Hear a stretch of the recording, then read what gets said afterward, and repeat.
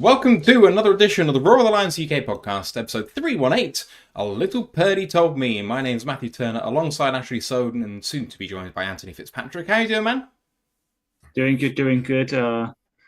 Hoping that the Packers can pull out a result for us on Sunday to make this game a little less pressurised, and next week completely unpressurised. We can just relax in our throwbacks, but at the same time, I'd prefer to keep our destiny on our own hands and not have to count on the Packers at all. So, yeah, I don't think they exist to the Lions. I don't think they exist to the coaching staff. They're going to put it totally out of their mind until at least the game is done and they can celebrate a Washington touchdown just after the game's finished, for example, in the previous game, which was quite good fun to listen to. Hope everyone's well in the chat, or if you're listening to us on the audio pods, it's the December 27th, so hope you all had a lovely Christmas and you're going to have a great new year ahead. I hope you all had everything that Santa you wanted from Santa. I got myself a new white branch jersey, although it's double XL because that was the only size available, and I mean it looks like a dress on me, I'm not gonna lie. So my brother got me a, even though the game is painful for me, 2015 Villa Arsenal FA Cup shirt, but it's XL, so I'm like, it's probably going to look a dress on me, so it's probably going to go in the background at some point. I'll get it framed, but opening that was quite nice because I saw it. I was like, oh my god, it's the Benteke here, and I look underneath the crest. It says it. I'm like, this is a piece of history, but at the same time, we lost 5-1. Kill me. Of course, we are here to preview Monday Night Football, which is the San Francisco game on New Year's Eve. We're going to get into that, but we're going to get into a bit of news and also our little preamble, as we always do. Please do come and join our Discord channel. Even though we're in the back end of the season now, it's a hotbed of activity, at least into the playoffs, but all the way through the season into the NFL draft. The link is in the live chat right now. Hope to see you there. College Football Podcast aired just before this show. If you haven't listened to it, listen to this one, then go back and listen to that. Boys were talking first round of the college football playoffs. They talked a little bit about the FCS playoffs. They talked about looking ahead to the quarterfinals of the playoffs, all the different bits and pieces. That was good value to listen to, as well as now fielding questions with the draft. I mean, the draft is only 4 months away. I know it seems mad, and especially as Lions fans, we're not thinking about that right now. But it's going to come around quickly, so it's worth listening to them right now. Please do like this episode, sub to the podcast. You guys know what to do on that front, and support Lions Nation Unite as well. Much appreciated on both those fronts. We're Twitch affiliated, YouTube monetized. There's a tip jar down below, so if you want to show some appreciation, that'd be great, but no need. You guys, I'm sure, have spent a lot of money on gifts for Christmas, so don't worry about that too much. Right. News, and the Lions have done a lot of roster news in the last week. They have signed the special teamer and backup wide receiver Maurice Alexander back to the practice squad, having been waived and clearing through waivers. Also, the linebacker Deron Gilbert has gone back to the practice squad, and then quarterback Teddy Bridgewater has returned to the Lions after winning the state championship with his high school football team as coach. It was revealed that he has been in discussion since the summer with Dan Campbell and the rest of the team, and once that season had concluded at the high school level, he is now returning as a depth move for the Lions. It is not clear necessarily where he will fit into that order. It was intimated somewhat that he would be below Hooker in the order. That not really being confirmed, though, so we shall see with that. They insist it's not a reflection on Hendon's play, that Mark Brunell said that Hendon has been developing every week and indeed has gotten better, especially with the mental aspect of the game, but also with the mechanics too, and they're happy with that. They've said that they would be happy if Hooker started happy in inverted commas, if Goff went down for Hooker to start a game in the playoffs, which is all smacking of saying the right thing. But Teddy is now here, of course. He is a big man in the building in terms of what he does to be the glue that kind of holds everyone together. It seems like everyone loves him. So as a chemistry locker room move, at least, it's very, very good from my perspective. Other moves that we've made, we've waived linebacker David Long. He was claimed by the Titans but failed a physical, so was put back on waivers by Tennessee with the failed physical designations today. He will become a street free agent on Monday after passing through waivers. No one is expected to claim him in that current state. Quan Alexander was also waived, the linebacker who did start for the Lions once this season. I believe just once. He also featured as a backup in a few games. He then basically lost the spot, was a healthy scratch last week. He's passed through waivers, expected to sign back to the Lions practice squad, and the 21-day window has opened from IR for the wide receiver and punt returner, Khalif Raymond. Raymond looks like he's going to be coming back maybe before the end of the regular season, which is great news for our special teams, because God knows that punt return unit has not looked the same without him. Ash, a lot has happened over Christmas. We have been, well, let's say the football operations team decided to not go home for Christmas. Yeah, it's been very busy. It's like Alexander, we could kind of guess what's going to happen after the healthy scratch earlier this week, as we said. Just no special teams, kind of poorish play against the Bills, just all added up, and us bringing in Pittman with JRM seemingly, hopefully touch wood, going to be back for the 49ers game. It just was a roster. It's just a roster move that needed to happen. David Long kind of the same, like, I guess, obviously with failed physical puts a bit of a question mark on it, but again, kind of fell by the wayside in terms of the rotation because of lack of special teams. And with the guys coming back, we needed room. But yeah, the big ones are obviously Alexander back to the practice squad, because as much as TK did okay last week, but Alexander just offers that little thing a little bit more, and he probably has the chemistry with Hooker and presumably Bridgewater from last year. Deron Gilbert, converted, obviously, former safety linebacker kind of guy who was around with us. I think it was last off season. Again, just filling the spots, kind of similar to Ezekiel Turner, who is obviously beloved on this podcast for obvious reasons. And then the big obvious one is Teddy. Like, when I saw that happen, I was like, I can see why people might be upset, but it just makes sense because with the playoffs coming up, I know obviously the team said if Hendon has to start a playoff game, they'll be happy. For me, Goff, Bridgewater's just a bit close to Goff in terms of experience and production play style. So if we do need someone to come in relief of Goff because of an injury, Teddy steadies that ship a bit more, which is what you need in the playoffs, because it's sudden death. Like, you make one bad move, that could be your entire season done. So just having someone there who you can trust. Like, I do trust Hendon. It's just I trust Bridgewater more somehow, even though I know he's been out the game since he retired in February after obviously we got kicked out in the NFC Championship game. But the way that this has gone around, the way that he's been talking about it, how the team's been talking about it, it's been coming for a while. As you said, it's been mentioned since the summer. I think it was the kind of thing he even told his high school team, didn't he, when he announced that he was coming out of retirement a couple of weeks ago with the insiders on NFL Network, that he signed within the high school with the high school's knowledge that he will be trying this again. We're trying to come back. And to be fair, you look around, yeah, he might now have to find a place that maybe he's got a clearer path to snaps, but maybe not a clearer path to a ring, because despite obviously all our injuries on defense, we're still arguably the favourites in NFC. And you just look at that AFC and it's just too much of a wild picture, because, yeah, the Chiefs are still the first overall seed. The Bills are still good and all that, but they can easily knock each other out with us with a bit of a clearer role to the path to the Super Bowl. So it just makes sense for him in a way. And then having Leaf come back as well, would you say, it just gives that a little bit boost, because as I've said time and time again, special teams is that 1% extra margin of victory that could really win us games, especially with the state that the defense is in right now. All right, some San Francisco news to get to as well, and they've been especially active. The left-hand side of their offensive line has been absolutely decimated, so here we go. Since the last game, they have put on injured reserve left tackle Trent Williams and left tackle Jalen Moore, who was a 4-game starter this season in relief of Williams. So they are down to left tackle 3.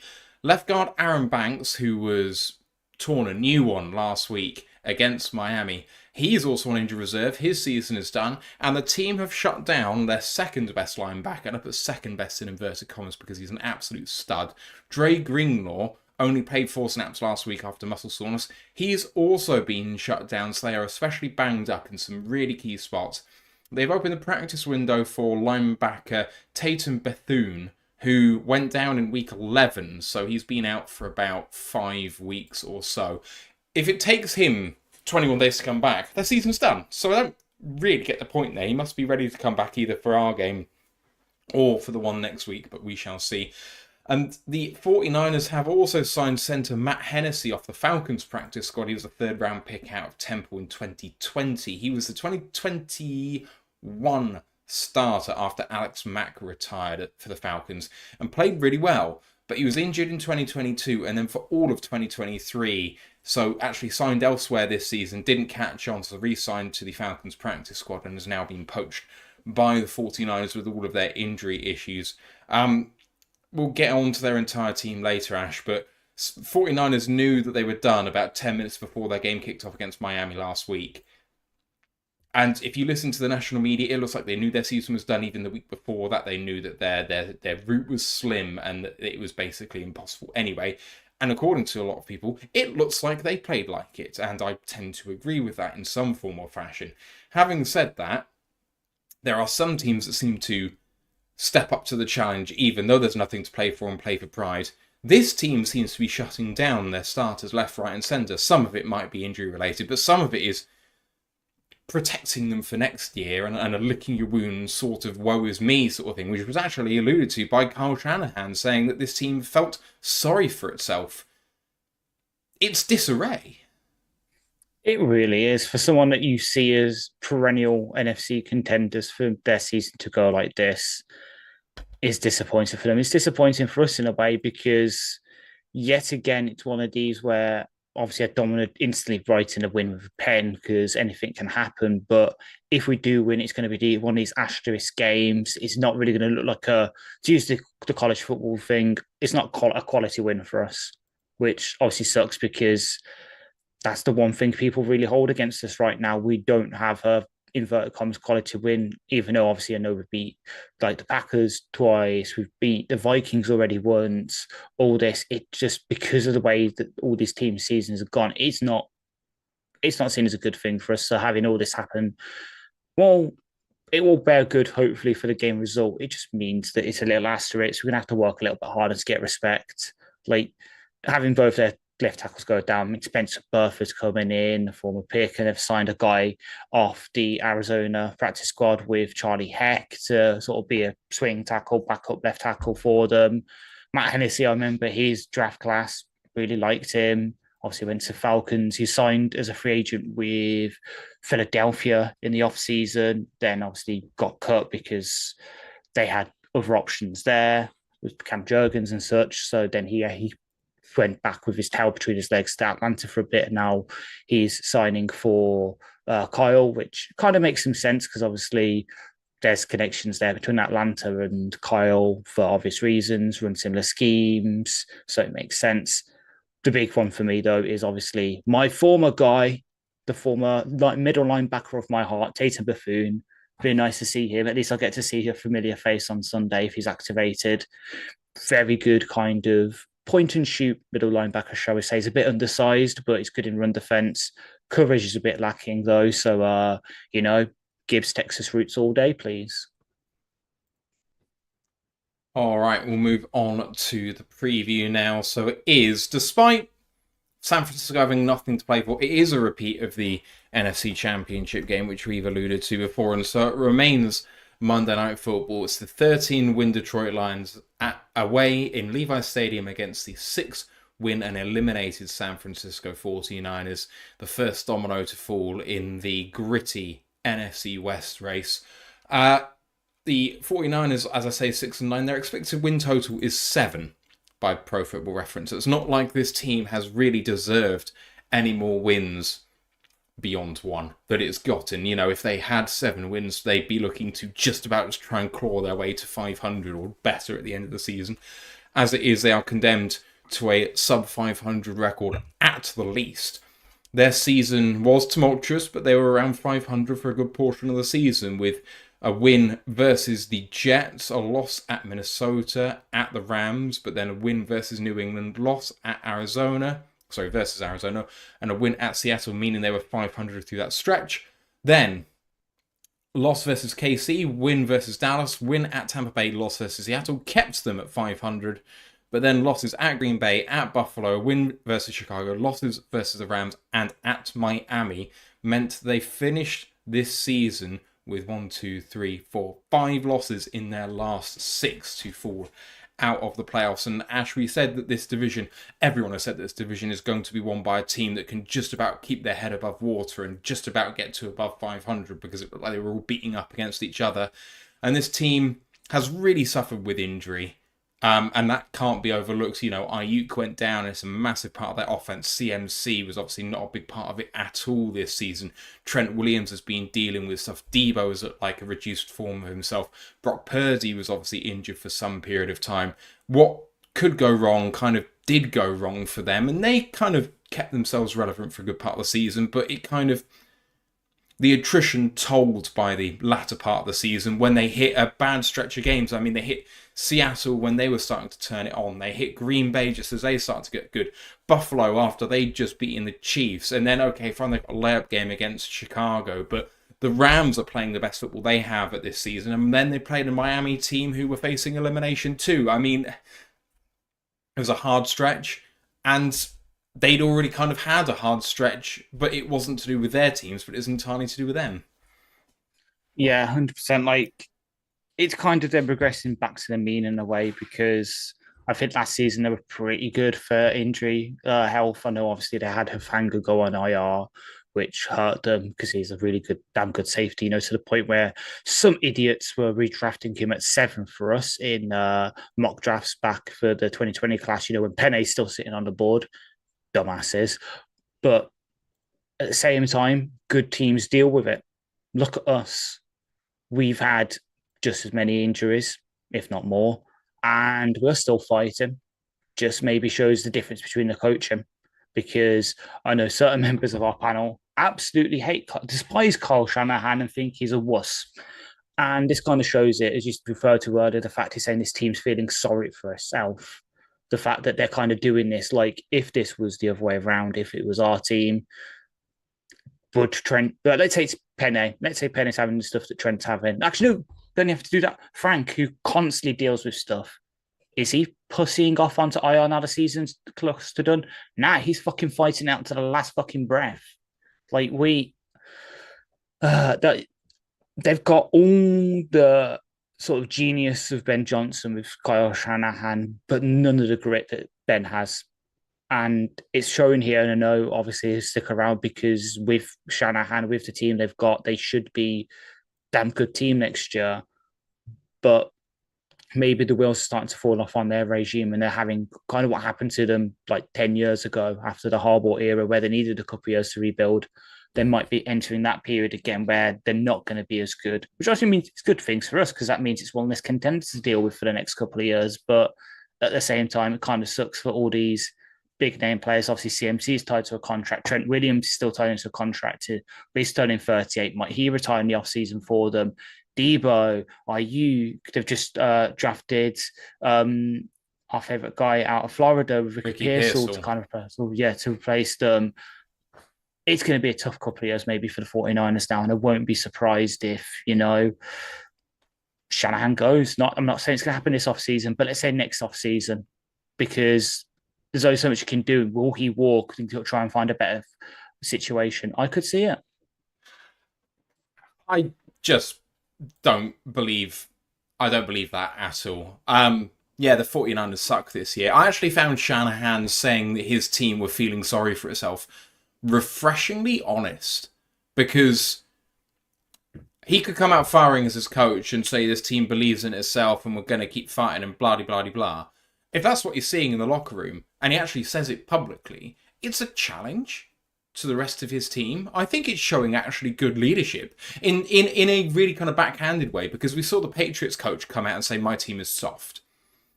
And he laid down the line to that team, and everyone said, I think Gerard Mayo's lost it. You don't do that to your team and throw them under the bus. But then look what's happened to the Patriots since. They've actually hardened up again and become a good team.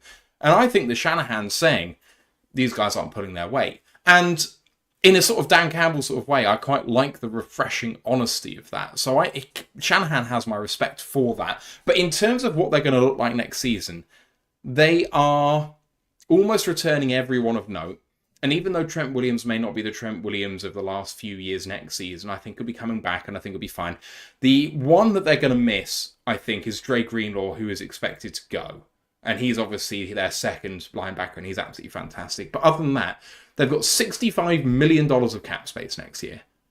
There's absolutely no reason why this team, assuming an average amount of injury luck, can't contend for the NFC Championship game like it has the last few years. Like, 49ers seem to go through a cycle every 3 years of getting like a top 10 draft pick because inexplicably they just have loads of injuries. And then the next 2 years, they're one of the best teams in the league again. And I see no reason for that cycle to not continue. As long as the brass in San Francisco don't get inexplicably fired, which I don't think is going to happen given the success that they've had, there's nothing about that team which makes me think that they're going to fall off. I mean, if anything, I think they're just going to get better, to be honest. The reason I say what I say is because, yeah, that's true. They have had, I think it's stretched 12 years to reach the NFC Championship game or not made a playoffs at all. It's just, you look at the key pieces on the team and they're getting older and they haven't really replaced them yet. So obviously you say with Trent Williams, if Trent Williams goes, who they've got to step in, that's your key part of your offensive line. Because to be honest, you look at the rest of the offensive line without Trent, it's not good. Yeah. You look at their wide receiver room, okay, they drafted Ricky Pearsall, and I love Juwan Jennings to bit. I think he's one of the most underrated receivers in the league. But then you've got two divas fighting out with Debo and Ayuk. Who's going to win that battle? Purdy, as good as he was for Mr. Irrelevant, now he's starting to pay him. Can he step up to the plate? Kittle's getting up there. He's been dealing with injuries. Do you have sufficient depth behind him? Bosa's it's been having injuries as well. Can you get a decent replacement for him? Because right now you look at the rest of the edge room, it's a lot of mediocre. They're obviously losing Dre Greenlaw. Yeah, they've got Buffoon in. They've still got Fred Warner. But again, Fred Warner's drafted in 2018. He's kind of getting up to the 30 threshold. The one good thing they've done in this kind of offseason, the past couple of off seasons, reload that secondary with obviously drafting two guys this year. Obviously, having Hufanga, which is an absolute hit, getting Chavez Warden, who was a hit, the signing Lenoir to a nice long contract when he's been a great slot corner for them.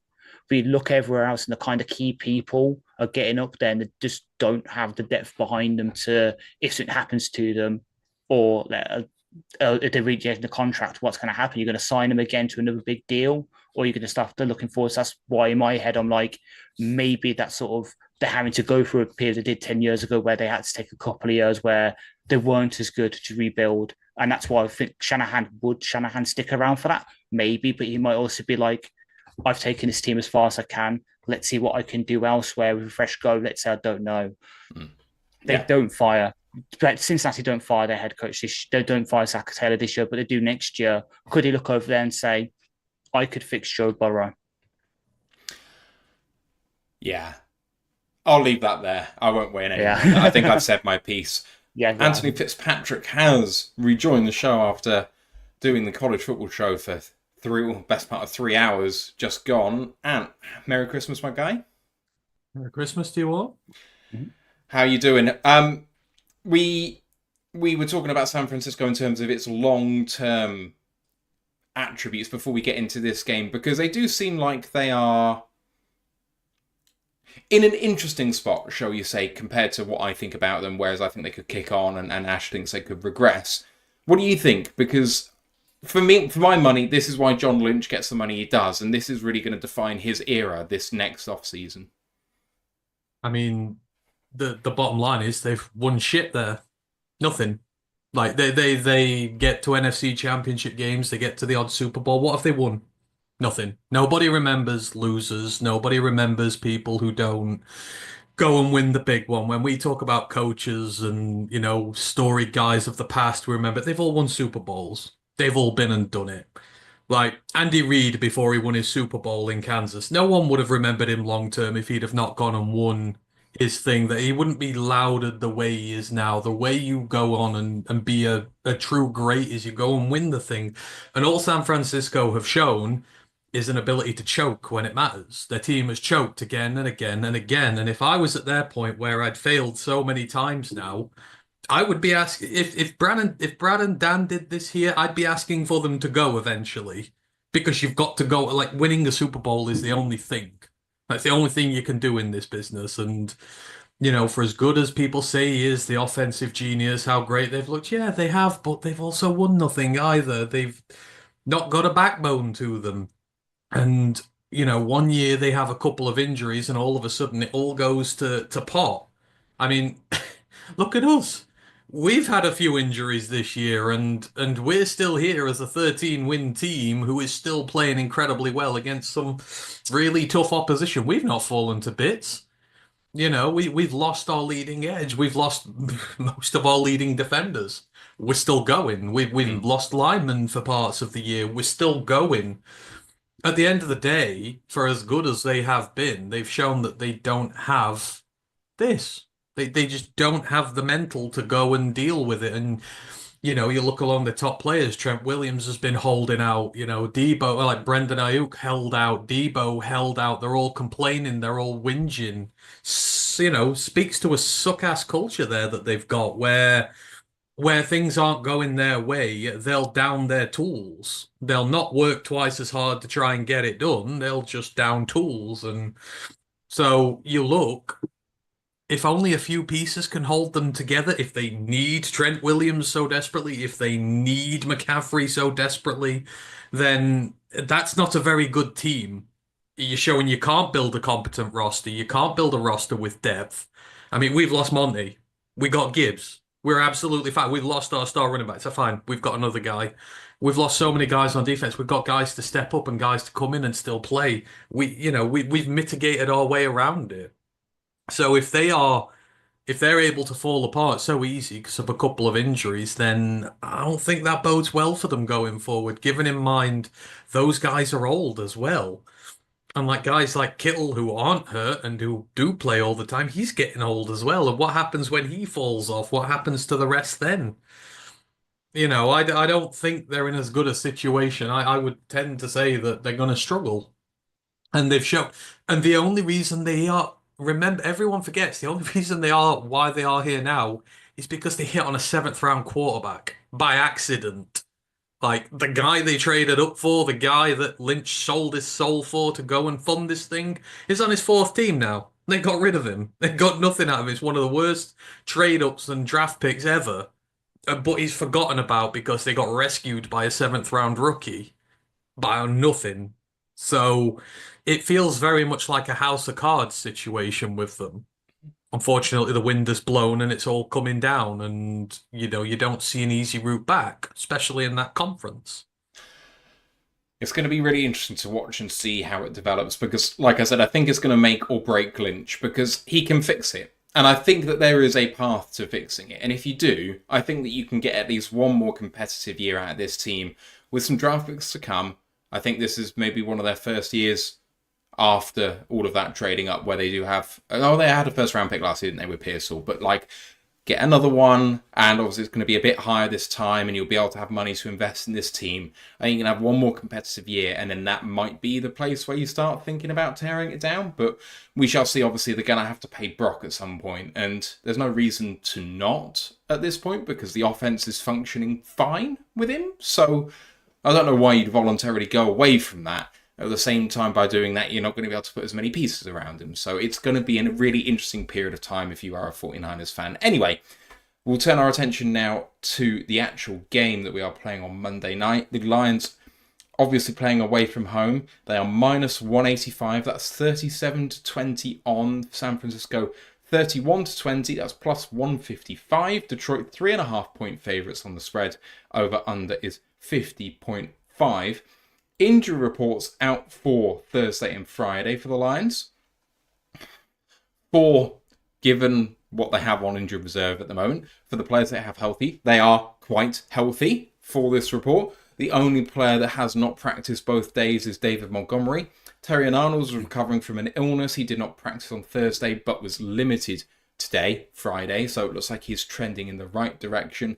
And then Glasgow, Raymond, who's opened his 21-day window, and Jaden Roosmabin, who is still in his 21-day window, but is trending towards being activated this week. They were all full practice, so really good news for both Raymond and Roosmabin. It is a very different kettle of fish for the 49ers. We talked about how many players they've had to put on IR this week.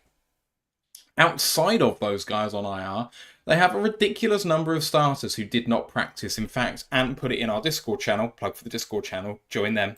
The 49ers today at practice only had 2 of their starting O-linemen practicing today. So the 2 that did practice were the centre Jake Brendel and right guard Dominic Pooney. That means that the person who's meant to be starting at left tackle, who is actually a guard in Spencer Burford, did not practice. Yeah, okay. Versatile offensive lineman. He's not been practicing this week with a calf injury. When Shanahan was asked about it yesterday, he said he's going to be a game time decision on Monday. So he may well not go. That means they'll be down to left tackle 4, in which case that is going to be someone they picked up this week that Ash talked about in Charlie Heck. So that's going to be interesting for the Lions to go up against that. Then the left guard, Aaron Banks, he's been put on injured reserve. So he's done for the season, which means we're going to get Nick Zakelj. Who? I hear you ask? Yes, correct. 2022 6th round pick. I must say, even though we covered that draft, I do not necessarily remember him. And then Colton McKivitz, the right tackle, also did not practice. He was limited on Thursday, but did not practice on Friday with a knee problem. So trending in the wrong direction for him, not good. Also did not practice today with an illness, the fullback Kyle Juszczyk. And then otherwise limited on both days, safety Jair Brown, defensive end Leonard Floyd, starting running back Isaac Garendo. And then in full practice this week, Bethune, who we were just talking about, who's returning from injury reserve. Nick Bosa with a hip and oblique was full practice both days. So was the defensive tackle Jordan Elliott, safety Talanoa Hufanga, and linebacker D Winters. So it's an especially long injury report, which makes this betting line even more perplexing. Just to go into the rest of the injuries they've got on injured reserve. Javon Hargrave, defensive tackle, done for the season. Christian McCaffrey, done for the season. Brandon Ayuk, wide receiver, done for the season. Backup center, John Feliciano, done for the season. So, I think it's starter, John Feliciano, to be honest. I think so. Earlier on in the season. But anyway, doesn't matter. Yeah, they have been hit by the injury bug. This team by PFF, despite all of its troubles, has been the 7th best team in football, which I think is an interesting grading, and I don't necessarily buy it. And what I don't buy is that this team is 4th on offense, apparently. Joint 12th on defense and 13th on special teams. DVOA has the overall team at 11th. EPA has it at 12th, with the offense 12th and the defense 12th. So EPA has them as a very consistent, just above average team that is probably going to get into the latter seeds of the playoffs. Obviously, the luck bug and the injury bug has not helped them in that regard. But there we go.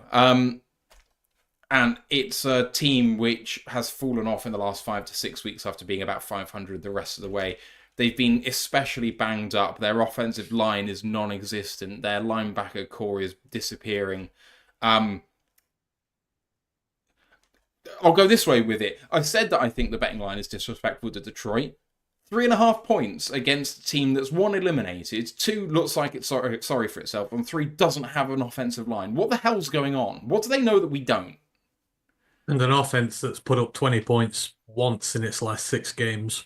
Like, we're not going to score. You think you're going to beat us by scoring less than 20 points? No, you're not. I don't. Again, I think, the stats people love teams like the 49ers and stuff like that, the way they play. I just think they've been piss poor, really, given their situation. I know, you've got injuries and that, but you still look at the players you've got at your disposal, and you've got one of the most ingenuitive offensive callers out there. You can if you've got weaknesses on your offensive line, you can bypass that with your play calling. There are things you can do to mitigate the circumstances there, especially when you've still got your playmakers like Kittle in. You've had Deebo Samuel all the time, who you're just not using. Juwan Jennings has come out of nowhere and he fucking took all Samuel's picks off him. Not getting jealous about fantasy football, but still, you've got plenty of weapons there.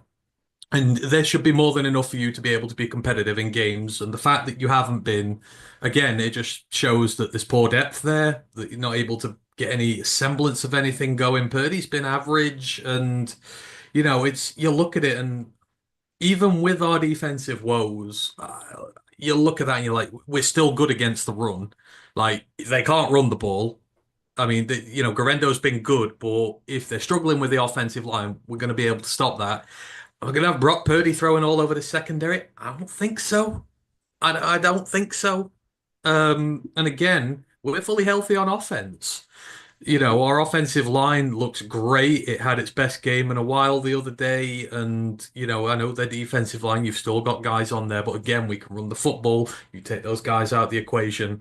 We can mitigate where they're bad. I mean, the only place I really look and worry about them is that secondary, which is just full of guys they've developed from nothing. But it is a disrespectful line because we are a much better team. If this was the other way round, if they were visiting us and we were injured and they were relatively healthy, they'd be favored by a lot more. So it's just, I think it's a bit of historical bias here at this point. Yeah, Ash, what do you think? It's a weird line. It is really weird. Like, as we said, I know we've got the defensive woes, but if anything, last week gave me a bit of hope. I know it was very much end of last season kind of copium where, okay, we're stopping everyone, but we gave every wide receiver one a lot of yards. We've shown that works, and you look at this offense, that wide receiver one, it probably is Deebo. Parcel and Jennings are still good.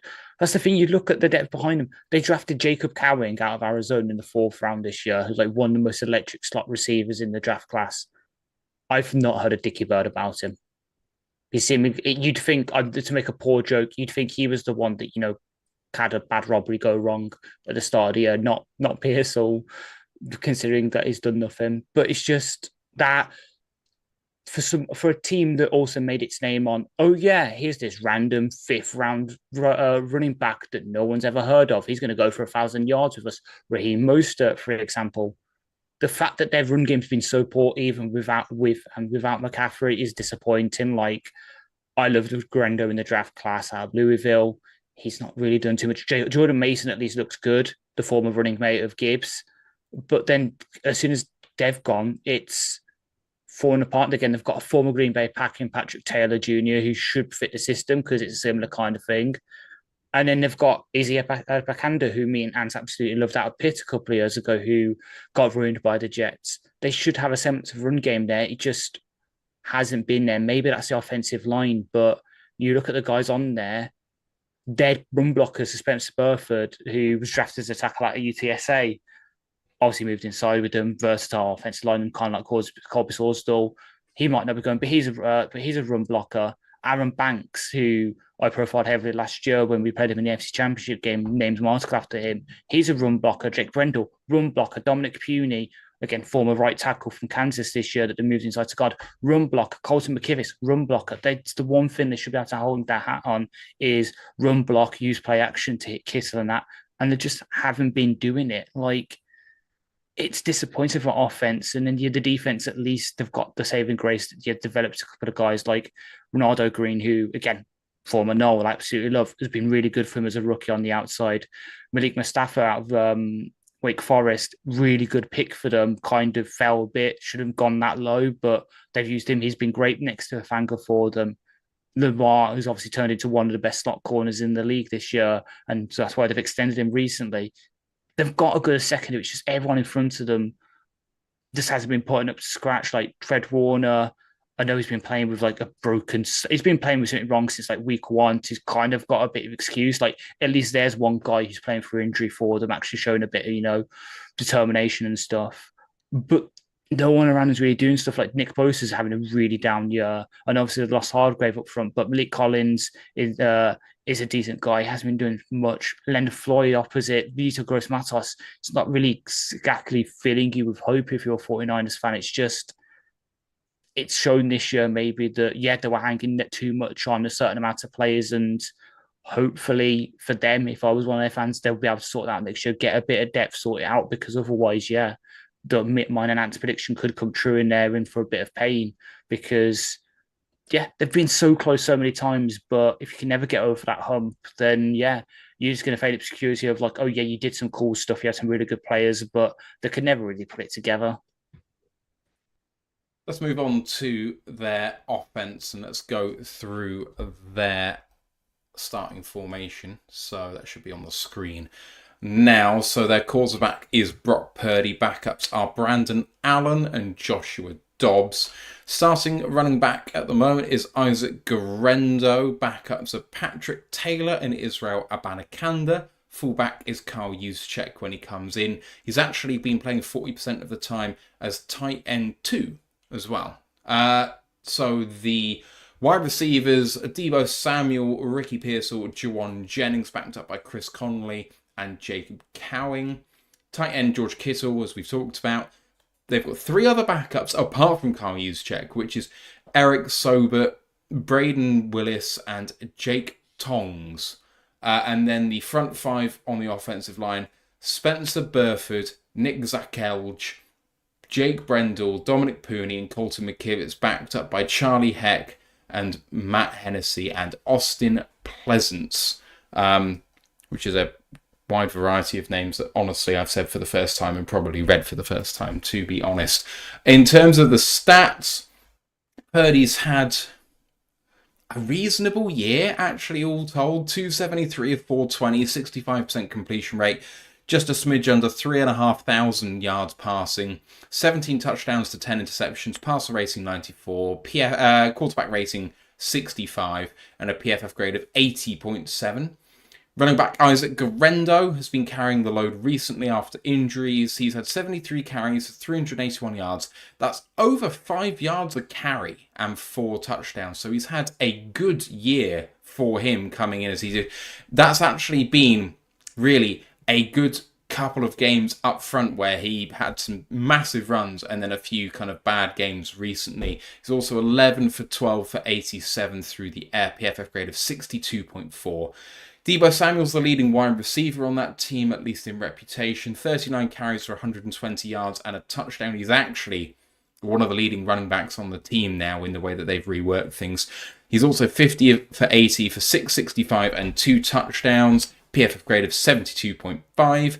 George Kittle actually leads the team in receiving yards. He's 68 for 83, 967, and 8 touchdowns and a PFF grade of 91. Other good grades in there.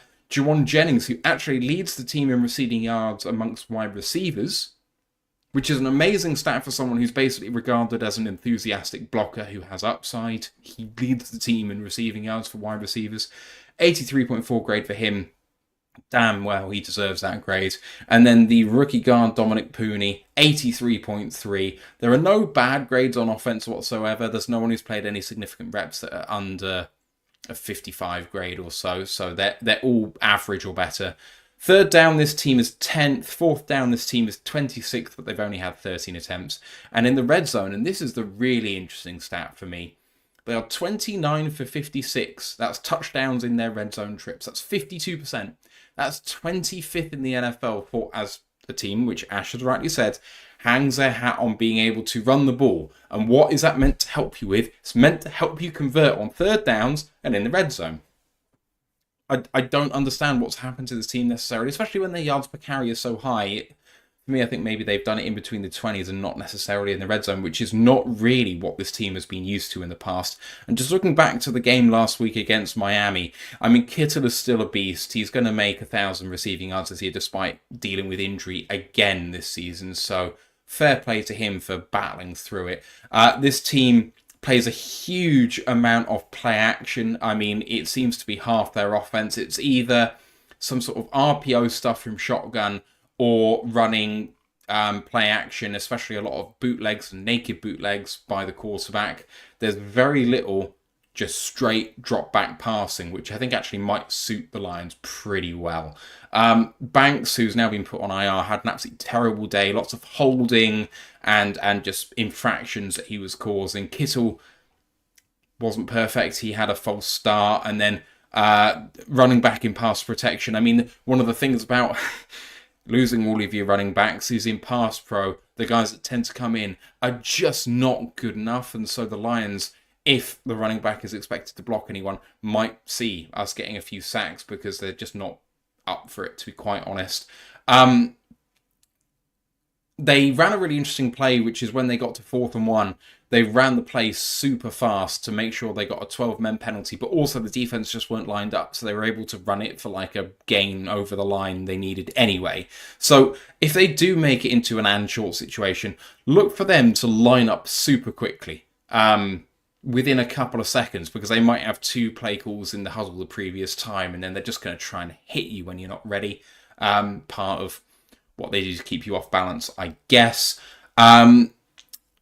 Debo had maybe his best game of the season against Miami, which is strange to say in a 29-17 loss, but he beat several people by just bodying them. Like, he was so slippery, he didn't go down. He's like one of the most powerful running backs slash wide receivers I've ever seen. When he's got the right mentality, he's absolutely incredible. And he showed it in multiple reps in this game, 3, 4, 5 times. He was really, really good with that. Ricky Pearsall had a bad day last week, so he had 2 illegal formation penalties, which negated 2 key plays in this game, and I think really contributed to them losing the game. So look for him to maybe not to make those mistakes this time. They threw an interception late. Calais Campbell hit Purdy as he threw, and it just took all of the energy out of the throw. Kahoo was able to make the interception to ice the game. Boys, I don't know if you watched the Miami game necessarily, but you have a look at, the personnel in this offense, and, running back is Guerrero, and he has looked good for a rookie, but he's also not a seasoned running back, and he is not good in pass protection, which is going to hurt. The offensive line has melted away, and Debo has had a down year by his standards, even if he's coming into a bit of form. Kittle is always going to get his, and Juwan Jennings looks like an absolute stud who they're going to have to decide whether they want him to pay or not. But this offense does move the ball, and they did move the ball against Miami, but they just try and struggle to convert. They got into situations where they could get some points, and Jake Moody, pulls a field goal wide when they really needed him to make one just before the end of the first half. The Miami defense isn't exactly vaunted for being special on the back end, and they couldn't finish things off against them. And this offense, you were saying you're not necessarily sure that Purdy's going to be able to pass all over us, but at the same time, it's still an offense that has weapons. I mean, yeah, but Miami are not exactly the gold standard of football right now. They are a pretty poor team. And, for them to come into this and just look so out of place against them, Miami are not us. We would wipe the floor with Miami in a game right now. And, Purdy had to throw because they couldn't run the football. And again, I look at that Miami D-line. It's not exactly vaunted against the run either. And not a single sack on Tua. Like, we know this, like, for the weapons they still have on that defensive line and on that defense, Tua gets knocked around all the time. He gets pressured all the time. That's why he makes so many of the bad picks that he does, because he's under pressure a lot, and they bought nothing. And you're like, you're struggling really against this team to bring any sort of pressure to him. It just felt like this was the moment where heads have gone, business decisions were being made, and yeah, Brock looked all right, but he's playing from behind a lot of this game. He's just slinging the ball around because they can't run the ball. And, Miami's not exactly the best defense, so they will give you a lot. But,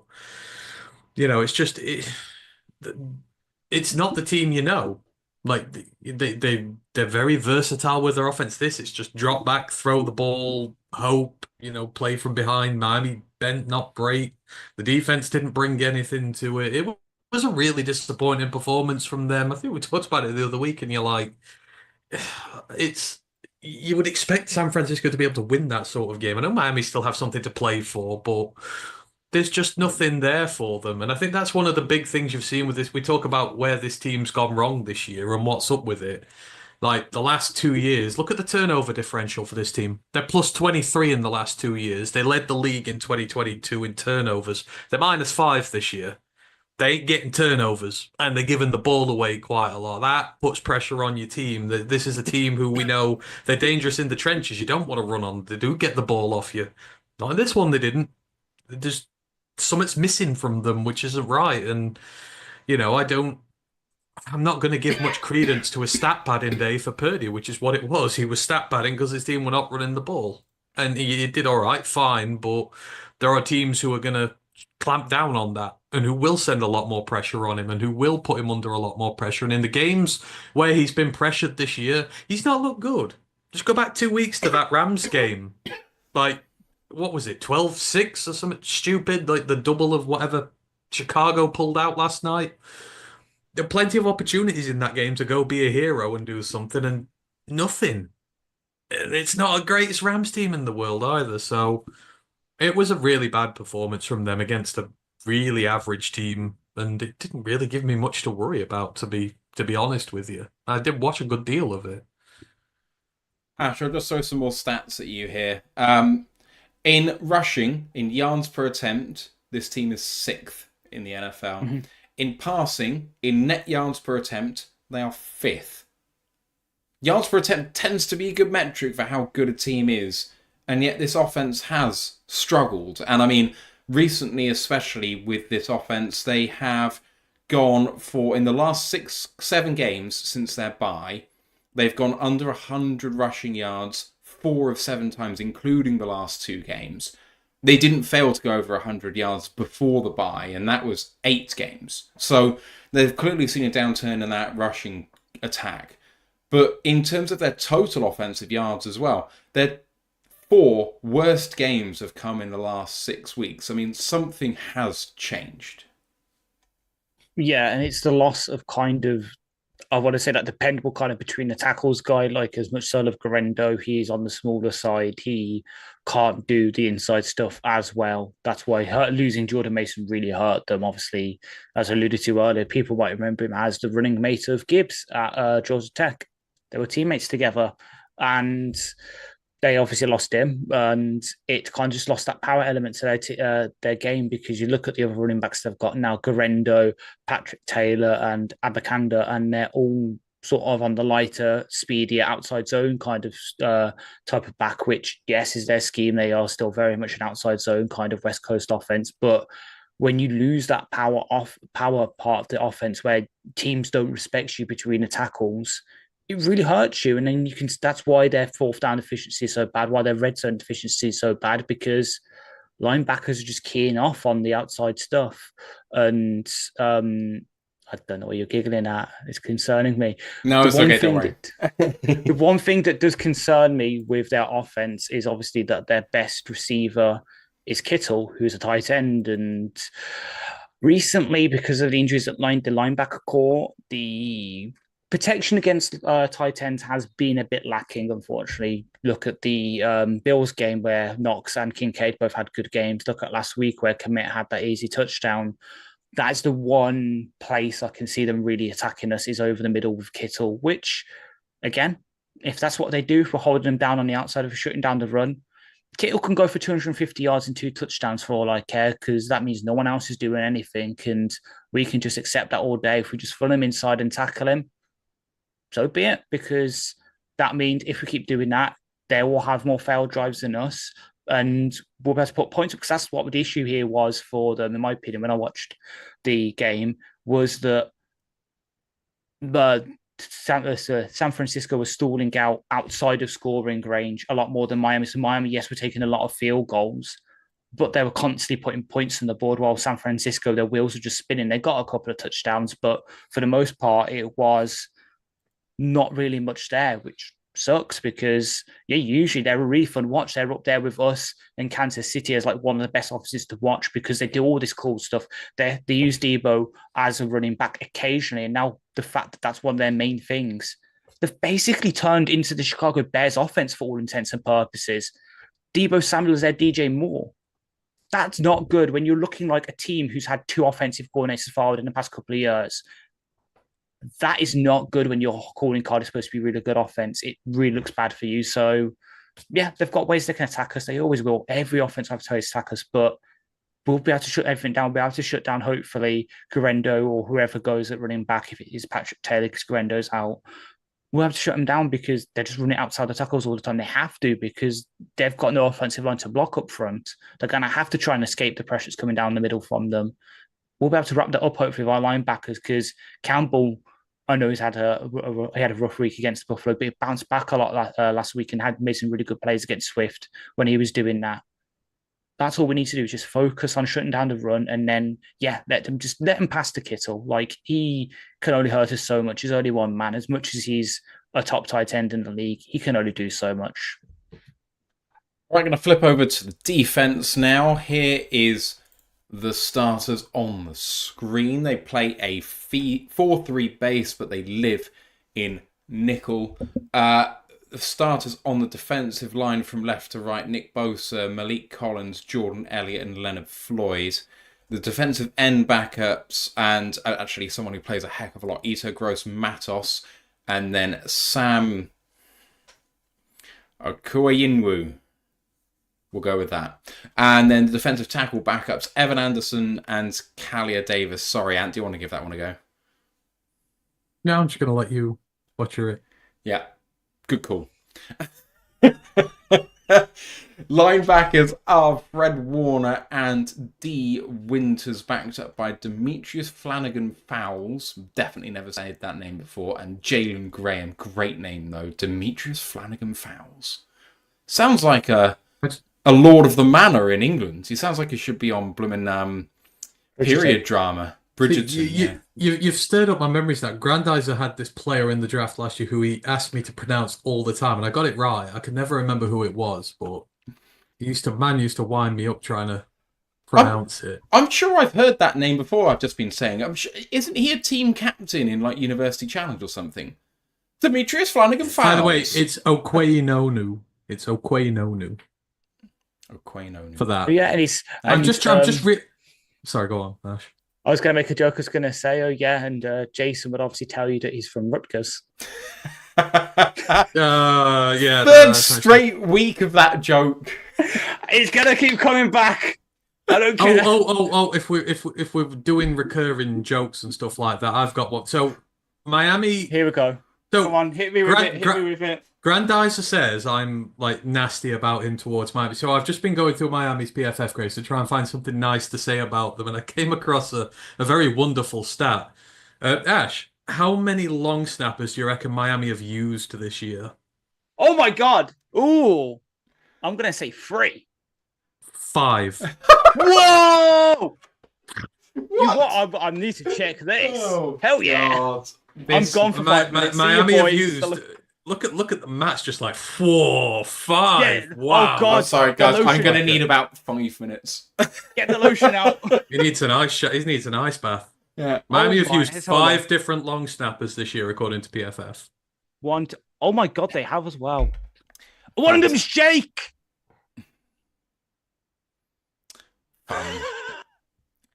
Fun. Right, I'll move on. At least I'm getting creative with them. Yeah, no, I like it. I'm here for it. Nickelback is Domador Lenore. Cornerbacks are Charvarius Ward and Ronaldo Green. Safeties Talanoa Hufanga and Malik Mustafa. Those are all backed up by Isaac Gyadam, Rock Yassin and Nick McLeod at corner and nickel respectively, and then Jair Brown and Tayshawn Gibson at safety. Just to round off the team for special teams, the punter, and I mean, you've got to feel sorry for them at some point, don't you? Punter is former Bear and Packer Pat O'Donnell, who is maybe one of the league's worst punters. Jake Moody, who has had more than one vote of confidence this season by the brass. He is rumoured to be cut by the end of the season, so this is going to be very interesting to see what happens in the last 2 games for him. The long snapper is Tabor Pepper. just to talk briefly on stats and then a bit about the Miami game. So leading defensive tackle is Malik Collins, who's going to be playing this game anyway. 2 fumble recoveries, 5 sacks from the interior is very strong. 30 tackles, 4 TFLs, 11 quarterback hits, PFF grade of only 59.5. Nick Bosa is still one of the league's best at edge when he's playing. 1 interception, 1 pass defended, 1 forced fumble, 1 fumble recovery, 7 sacks, 44 tackles, 11 TFLs, 20 quarterback hits, and a PFF grade of 90.4. Fred Warner is the league's best linebacker. Still, 2 interceptions, 1 for a touchdown, 7 passes defended, 4 forced fumbles, a sack, 117 tackles, 3 TFLs, 2 quarterback hits, and a PFF grade of 89.2. Leading corner is the nickel, Demador Lenore. 2 interceptions, 9 passes defended, a forced fumble, 76 tackles, 2 TFLs, and a PFF grade of 69.7.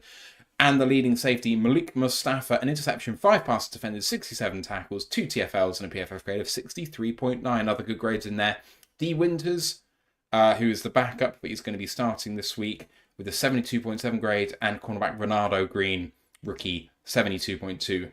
Other poor grades in starting players, there's only one, sub 55, and that is someone previously regarded as an absolute stud, but has just had a down year. He's expected to walk in the offseason too. Hint, Lions, maybe you should think about it. Charvarius Ward, 54.3. We shall see. Ash hates that, but I don't care. On third down, this team is 24th, allowing conversions almost 42% of the time. On fourth down, they are 19th. And in the red zone, this is where this team has really suffered on both sides of the ball. They are 29th in the NFL on defense in the red zone. So 32 touchdowns on 49 trips into the red zone. That's almost 2/3 of the time they give up a touchdown when a team enters the red zone. And 49 tries is not a small sample size when it comes to that. So they've been poor pretty much all year defending the red zone. On defense against Miami, so the screen game worked very well for Miami up front. San Francisco, like a lot of teams, super aggressive in those first kind of 5 to 10 reps. They get upfield very quickly. So let's see what happens with that for us, because I think we've struggled against that sort of thing in games where we do go up against a super aggressive defense in the first few reps. So I'm interested to see what Ben Johnson cooks up against that. Great late PBU twice in the end zone on Hill. So the first one on 3rd and 9 by Domador Lenore. At the last second, he batted the ball away. And then Ronaldo Green late to save a touchdown against Hill as well. Another one just batted away at the last moment. That really kept Miami's score down and forced field goals. Otherwise, pass rush really struggled to get to Tua early to stop the throws. And I mean, Tua throws the ball quickly. We know this. He steps back and he just gets rid of it. He plays point guard, and that really does mitigate some of the problems which his pass rush can cause, but they weren't causing very much, if anything at all. That aggression that they showed early in the first quarter kind of fell away, and by the early second quarter, the Miami offensive line just bullying this San Francisco defensive line. I mean, they really struggled one-on-one. They especially struggled against pulling linemen, which the Lions do so bloody well. Ito Gross-Matos had a good couple of reps here and there, especially back-to-back. He had pressures causing throwaways, so that did work out for them. I think that was in the third quarter. Then just a kind of mistake by Charvarius Ward. He had outside leverage against Hill and had help inside, so should have kept outside leverage, but allowed Hill to get across him for a quick out, which allowed a touchdown, just a mental lapse by him. Otherwise, struggled to deal with the east-west underneath work that the Miami Dolphins are so known for. Like, they knew it was coming. And early on, the commentators were saying they've cottoned on to it, they're dealing with it well. But by the middle half of this game, Miami were having their way with San Francisco in that respect. They were stretching them out, and it was tiring them. And we know that the Lions can do things up the gut, but with people like Gibbs and Amon-Ra and J-Mo, you can stretch them horizontally, and I think that that's something that the Lions should potentially target, even with the league's best linebacker and being able to flow to the ball reasonably well. The 49ers defense just doesn't have the horses right now, I don't think. Just to finish off, special teams observations. Obviously, I said Moody pulled a field goal kick wide. It looked like the Bates miss from last week at halftime, where he just kind of shanked it to the left. It was a really bad pull. And then otherwise, Pat O'Donnell He did have a few punts, and they weren't huge, but they weren't bad, apart from one really poor punt, which actually ended up with a hold by the receiving team, so he kind of got bailed out of it. But truly a terrible punter. He's only been with the team since mid-November, but I'm pretty sure I could do a better job. I'm not just saying that. I think he has a gross punting yardage of something like 43 yards, which is like 44.6. 44 point. Like, come on, man. Just find another job. Anyway, Ash, I'll come back to you first this time. This defense, its numbers are somehow good, but with the offense not being able to score points necessarily, that hasn't really helped them. And, you know, Bosa and Warner are absolute studs, obviously. And, you know, Ronaldo Green's been good. But otherwise, they're suffering. They can't stop the run. They can't hold up in the red zone. Like, for all the good stuff that they might do on a down-to-down basis, in the reps that really matter, they fail to hold up. Yeah, they really do. And it's perhaps it's because of that sort of veteran leadership outside of those two, because obviously, you know, they had their other veteran leader at linebacker, you know, just decide to walk off halfway through a game and not return, which obviously doesn't help matters. Maybe that's what you get for signing former Green Bay Packers. But hey ho. Yeah, it's disappointing. Like, maybe they've lost their juice on defense in a way, because obviously they keep having their coordinators poached. Obviously, they had Salago, D'Amico Ryans.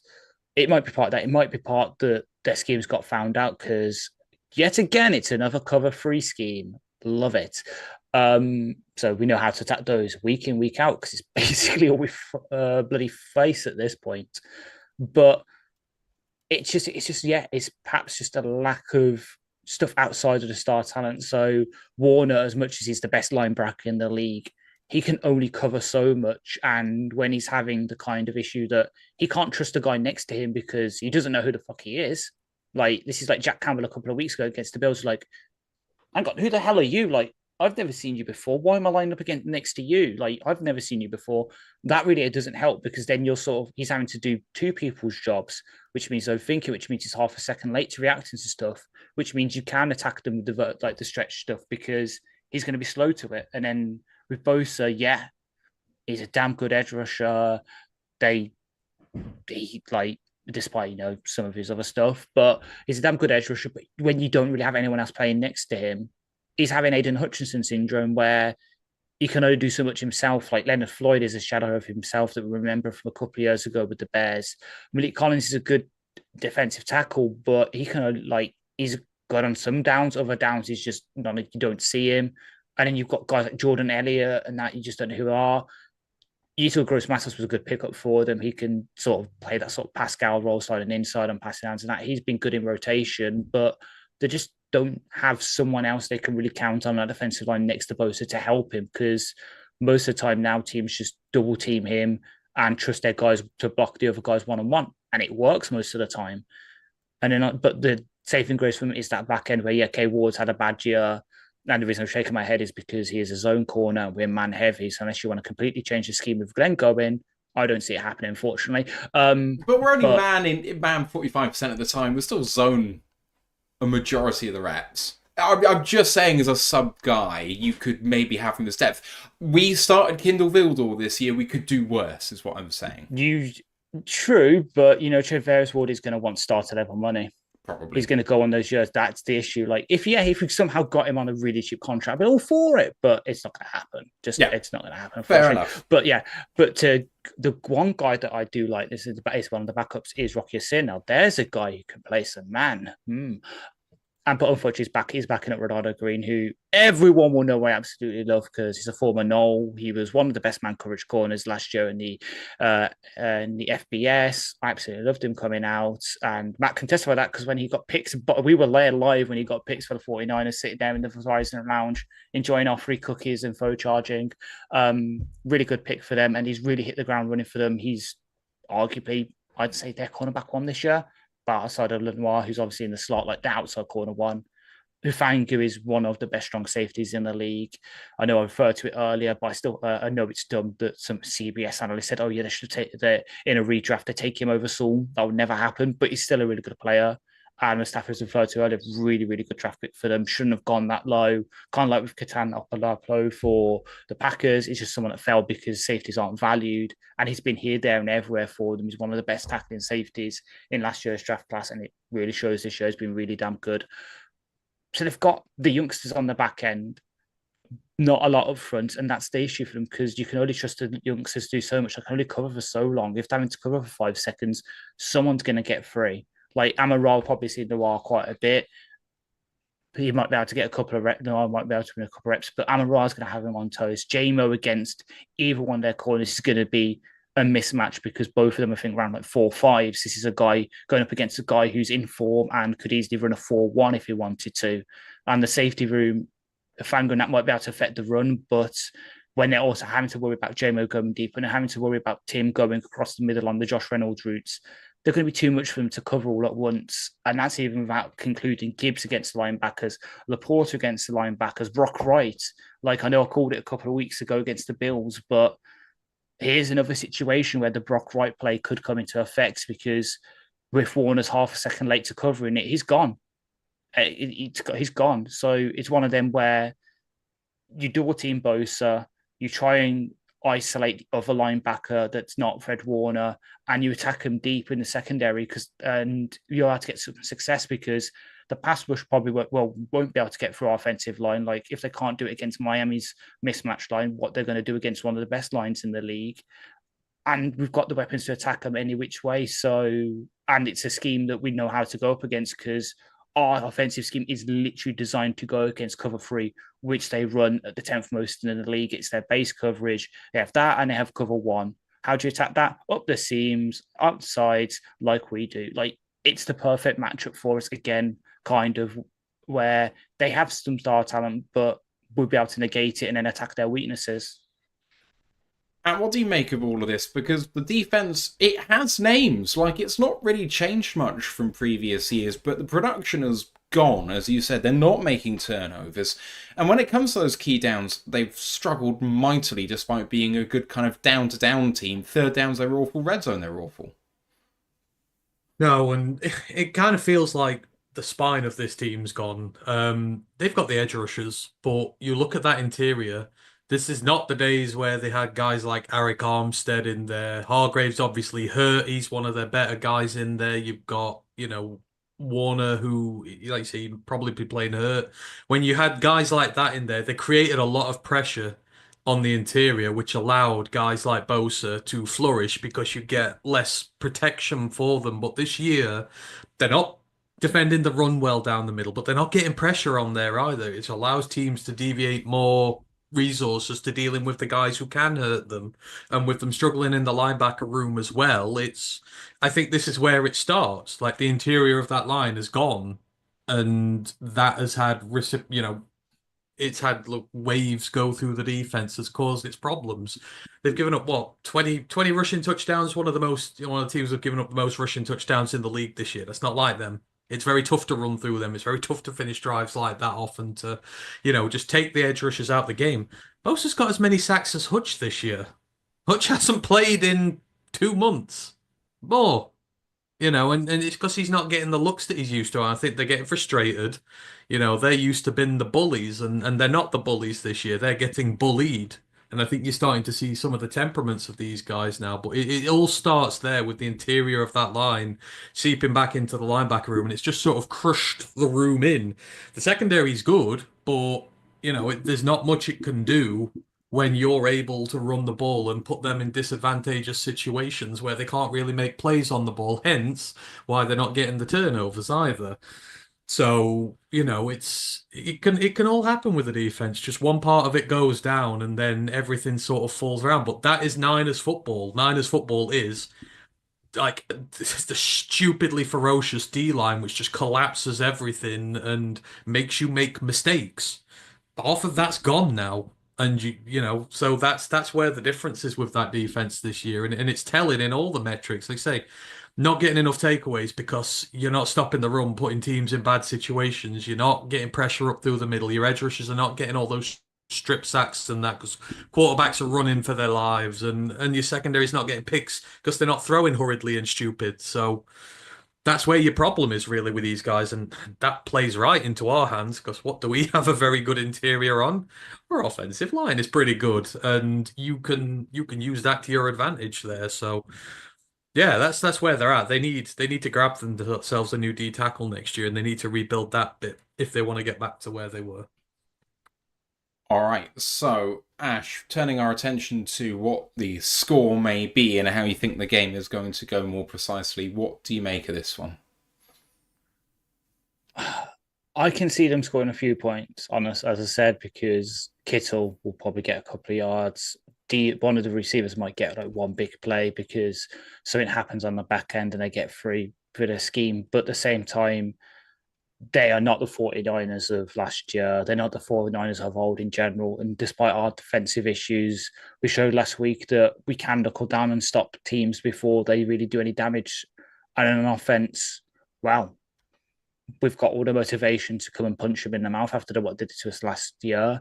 And we need to obviously keep winning games because the race for the division, the race for the number one seed is still going. So I can see Ben pulling out a couple of trick plays just to give us that extra bit of edge. I can see Jake Bates coming out and just being an absolute beast on field goals as and when we need him to. So I can see us winning by 2 scores. So I'm predicting like 34-20. They've scored 20 for the first time in a while, but we just absolutely blow them away. What about you, Anne? Yeah, I think we'll win by 2 scores. I think something like 30-17, I'm feeling is where we're at here. I think it'll be a good win for us, and we've put to bed a lot of bad memories and bad records this year. This is the last one. Yeah, I'm going to go similarly. I think that we actually hold them to a touchdown and 3 field goals in a 34-16 win. Yeah, doesn't feel like it should be competitive. We have everything to play for. They have nothing to play for. They don't have a team. We do somehow, despite having more injuries. What more needs to be said about this game, really? But I mean, more specifically, I suspect that Zadarius Smith is going to absolutely eat in this game, just absolutely wreck that line because it's ripe for the taking. Can Purdy get the ball out of his hands quickly enough is going to be the question. And if they do, how are they going to do that? So be alert for screens, be alert for Debo running the ball. Purdy had a couple of nice throws against Miami where he was feathering it into the level between the linebackers and safeties against cover 2. So be aware for that. Maybe do a little bit of robber just to kind of protect against that over the middle. Rotate Iffy down into that spot where, he goes into the box and maybe he can blitz and maybe he can rob or something like that. But, just put them under pressure and let Brock make mistakes, I think is going to be the order of the day. All right. Just look at what A-Chain and his speed did to them the other week. He killed them in both facets of the game. Just give J-Mo the ball and we'll be fine. And Miami can't run the ball. That's the funniest part about that game is Miami came into that game with the worst 6-game stretch of rushing in franchise history. And then, they killed them off with like a 60-yard run from Achan, but they still ran the ball with some success. And that's just shameful for the 49ers, given how much the Dolphins have struggled in that respect. It's a bit harsh on Miami, that is. But it is shameful. When you've had the worst 6-game stretch in franchise history, it deserves shouting out. It really does.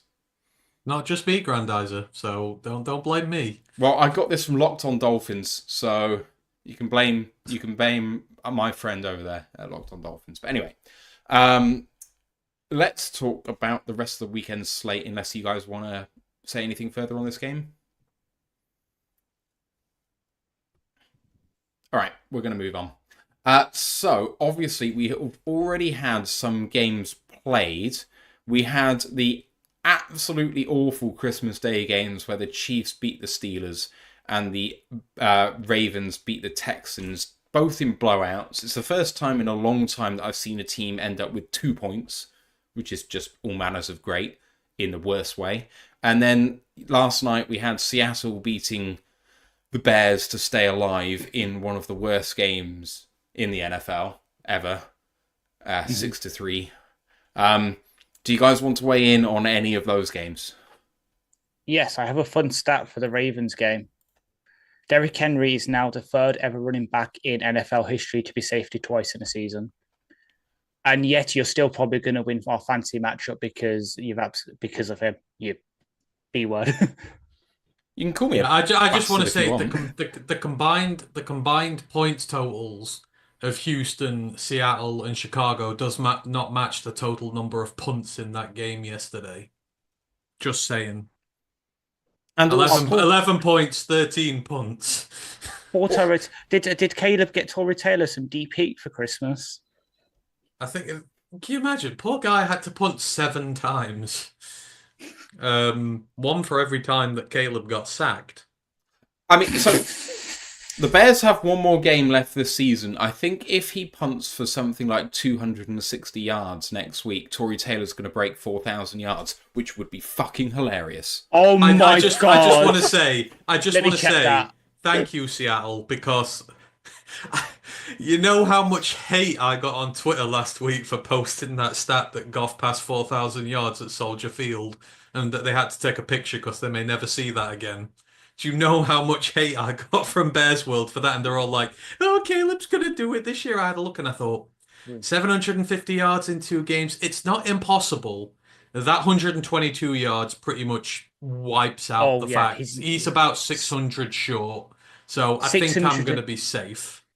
Caleb is best for 607 yards for that to reach 4,000. Taylor needs to punt for 343, which is possible. That's possible. You need 7 punts at 50 yards a punt. It can be done. It can absolutely be done. Something to shoot for the Bears. Just on the first game of it, I had hoped that the Steelers could run the Chiefs close, and that didn't materialize, and that pissed me off. Because at home, against a team which hasn't been playing well, and instead they managed to make the Chiefs look good, and that really annoyed me, because I don't want to believe the Chiefs can do it again, but the more I watch that game, the more I'm starting to be convinced that the Chiefs are growing into being a good football team this season, which they always do, and I hate myself. If they win it for a 3rd time in a row, it's going to be awful. The problem is, they're starting to look like it. I know it's not our team, but are we allowed to have the Mike Tomlin discussion at this stage? Someone made a great observation the other day on Discord that he's now Arsene Wenger, which is so true. He used to be an innovator of the game who redefined what it was when they won the Super Bowl and played really well, and their style was impossible to defend against. The game has now passed him by. The gap between him at the top and him at the bottom, like they're closer to the bottom than the top now, and they are more concerned about their winning record, like Wenger was his top 4 finishing record, than actually winning anything anymore. I feel like that's one of the most apt comparisons ever because, again, in the NFL where winning the Super Bowl is the key, you saw how far behind the Chiefs they were right now. And that record of 10-6 or whatever they're at now is not going to get them a high draft pick, and they're not going to be able to blow this thing up anytime soon. He was a great coach. He is a great coach, but 9 years. Would we accept 9 years of winning records and no playoff wins here? Would you trade that? Would you trade for that? I wouldn't. I'd have one good year where we won a Super Bowl and 8 shit ones. I think my problem with it is I look at the head coaches which are out there, and if you were going to jettison Tomlin, I wouldn't go for anyone that has had a go before. I don't believe that anyone who's had a go before has earned the right to have another go. I don't see anyone in this cycle worth jettisoning him for. So then you're going to go for someone who's never done it before, which can definitely work. Look at Dan Campbell. It's not impossible. But I look at what they've done, and I think that, generally speaking, I think their drafting has been the problem and not necessarily the head coach. They have had some major hits, but also if you have a look at all of the players that end up leaving Pittsburgh, they seem to be problems in the NFL, especially at the wide receiver position, but just generally running back or other positions. Is that not a culture problem from the coach? I don't believe so. I think it's a drafting problem initially where you don't weed out the players who are cancers. Then that again is on the coach. Like Dan does the same vetting here for guys, and Brad does. But how you divide and conquer is different from organisation to organisation. I don't know whether Tomlin has a big say in who gets drafted, but having a look at what happens there and Mickey Loomis and how much power he has. It was just Mickey Loomis. That's New Orleans. Sorry, New Orleans. He doesn't know what money is. No, sorry, but who's the Omar Khan? Before him. Because people say, because people the long tenured Steelers GM. Sorry, because people will say Omar Khan is one of the best GMs in the NFL. Which, if true, I just massively disagree. Well, that is what consensus says. Kevin Colbert. That's it. Yeah. 22-year general manager. He went stale, and his last draft, I think, was either 2021 or 2022, and so you're seeing the last remnants of his draft classes. But we're saying this looks like the worst iteration of a Chiefs team in some time. Like, it's still good, but it's not the Chiefs that have won the Super Bowl over the last few years. And they didn't even look close. Like, they weren't even close to competing in that one. I know they're beating Baltimore this year, but they have some weird jinx over them at Heinz Field and that. They lost 3 in a row now. When they were 10-4 or whatever, you had a chance to win the AFC North to make waves, and once again, you've again, at some point, would we accept that here? Well, we did for a long time. Would we accept it now? No, maybe not. No, not compare Caldwell's records with what he does. I'm not. I'm comparing the last 50 years of Lions football, not just Caldwell. Yeah, and we all agree that sacking Caldwell was the right decision. Right. It felt like the wrong decision for me at the time. I'll just say I didn't like the decision to move on from him. I still won't. All I'm hearing is if they do what they're saying, the Bears are going to snap him up, aren't they? Yeah. Well, it keeps Ben Johnson away. Oh yeah, I'll happily accept that. But like that, it just exactly they are in a position where they would accept their mediocrity. Like you look back at their head coaches, like. The last good one they had was a one and done in Houston afterwards. Yeah. In Levi. It just feels like a long time to accept that now. It does feel like that's what Arsenal fans used to get pissed off about all the time. Top 4, yay, but it doesn't really mean anything. And it just felt so stale in the last few years and ruined his rep. You know what I need now because you're saying this? Like Pittsburgh fan TV. Give me that now. That would be absolutely top. I'd love that. But this way, I would go on that. I love Steelers and their drafts and stuff. I would be right on that. This is me who likes them and likes the way they draft and that. That's why I'm surprised they're not better. Respects all the NHS and those who died of COVID. Patrick Mahomes, you're a cheat and a disgrace. No one else in the chat is going to understand that, but never mind, we move.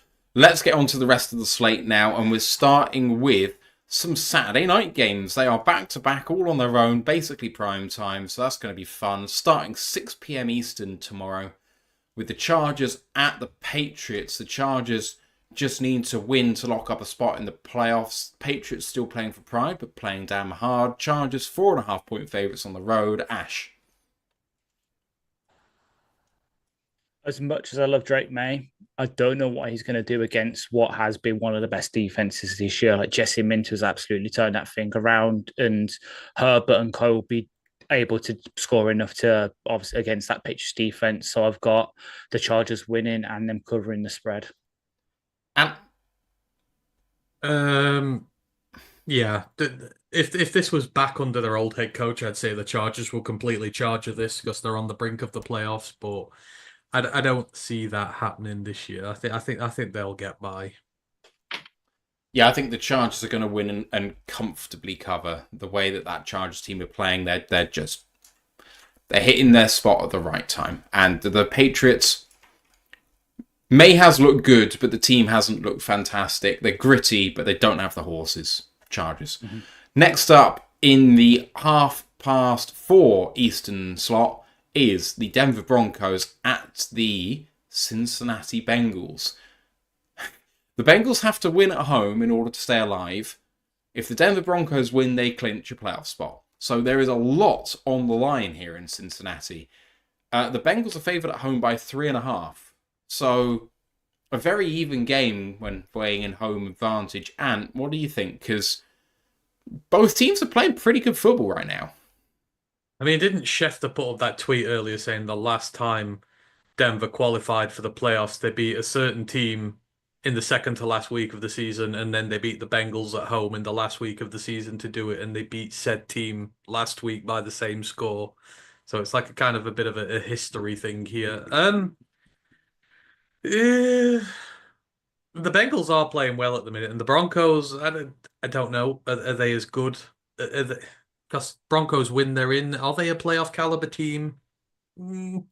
Maybe. They're probably the very definition of a 7th seed wild card. But it does feel like the Bengals are on a bit of a tear at the minute and may upset them. I would fancy the Bengals to win this one again, and they'll let me down now because I've bet against them for weeks and weeks and weeks. So, but yeah, I think the Bengals will win.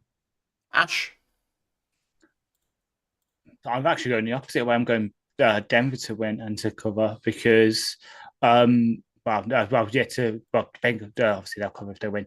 But as much as the Bengals offensively are on a tear, that defense is still just really bad. And if you look at the other way, yes, the Denver offense is worse than the Bengals one, but their defense is a lot better. And that might be the equalizer where they might be able to get a few more stops on Cincy than Cincy can get on them. So kind of what we said with the Miami 49ers game where, Denver might be kicking a few more field goals, but that constant adding of points will just win them the game in the end. I've got the Bengals winning and I've got the Broncos covering 3.5. It's going to be a super close game. Both teams are going to play it really hard. Both strength on strength. Bengals offense, Ravens defense. Bo Nix does enough on that offense to make them competitive. I can see it being a field goal game. So with a 3.5 point spread, it wouldn't surprise me if splitting the difference is a smart move here. Next one is the Cardinals against the LA Rams. Rams are atop the NFC West with Seattle's win yesterday. They need to win to continue their march to a division title. In LA, they are favoured by 6.5, Ash. It's a big spread, but Kyler Murray and the Cardinals have kind of fallen off. They are still, I think, just about alive, so they need to win too to keep things going. Where do you see this one going? I can see the Rams winning, but the Cardinals keeping it close because, again, while that Rams defense come alive a bit recently with Fisk and Verse really hitting the ground running, Arizona still offering enough of a threat on offense to keep it close, but in the end, just Stafford takes over and just has one of those game-winning drives just to win it kind of thing where he pulls it out of his arse to keep the Rams in the lead for their division.